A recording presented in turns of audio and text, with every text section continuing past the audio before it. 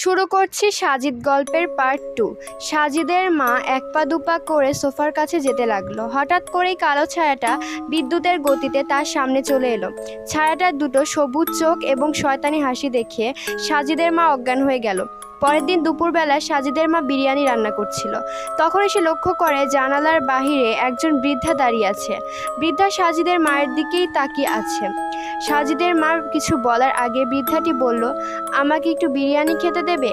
সাজিদের মায়ের বৃদ্ধাটিকে দেখে খুব মায়া হয়, তাই সে প্লেট নিতে ডাইনিং রুমে যায়।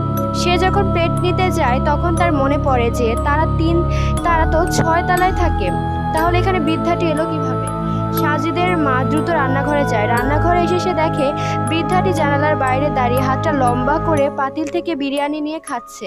এটা দেখে সে সেন্সলেস হয়ে পড়ে গেল। পরবর্তী গল্প পার্ট 3-তে। Like, subscribe.